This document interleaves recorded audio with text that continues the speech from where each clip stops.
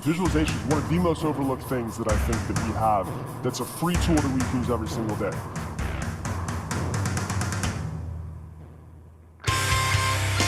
There's a part of your brain called the reticular activating system, which, if anybody ever bought a car, you never see the car, but then you buy it and you see it everywhere, right? Well, there's billions of bits of information that are coming into our brain, or could come into our brains at any point in time. There's everything you see, hear, feel, touch, taste, smell, but your brain is filtering out literally everything except for 200 bits per second. So it's filtering out billions of bits of information every single second as you guys are sitting here. So the power of visualization, the reason why I think it's so important, is because of the fact that you're training your brain what to look for on the path to whatever it is you're trying to get. The way I like to train is 3 points. It's like a GPS. You get in your car, you put in the destination, and your car will get you to the destination, right? Sometimes there's detours, sometimes things will come up. But your GPS, that's how it works, and that's what it's designed to do. So there's 3 points that you want to think about with visualization, and it's GPS. Goal, path, and screen is the third thing. So your goal, what is the goal that you're working towards? What are you trying to get to? That's usually the clearest part of it. You know what you want, and deep down some of you might be putting down goals that are lower than you actually want because you don't want to be disappointed. Don't do that. Go for the goal that you actually really want. And so that's the goal that you're going to think about. That's the first thing.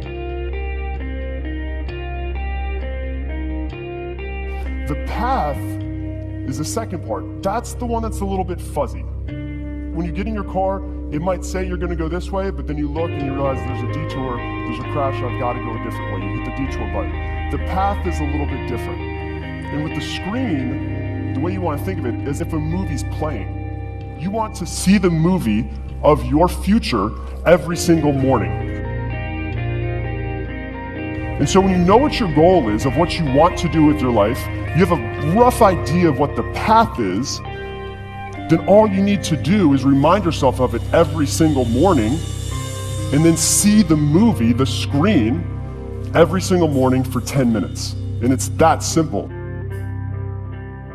As you're going through this process and you start to get those feelings of, I'm not enough, I can't get that big goal.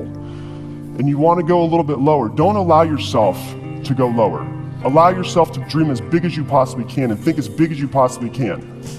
And see that goal as if you were actually there. And what's going to happen is your brain is going to activate the reticular activating system, and people, places, things, opportunities will start to come into your life because your brain's not going to filter them out anymore. You're going to start to see the people that you need to make a connection with. You're going to see the opportunities that will get you to that goal,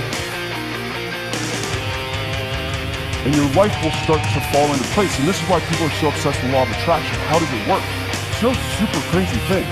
The law of attraction is your brain not filtering out the opportunities, people, and the places and everything that can get you to the goal that you were trying to get to in your life. So as you're going through this process, as you're visualizing today and every single day, allow yourself to think big, see the path as it starts to change, but then remind yourself of the movie screen every single day as you're doing it.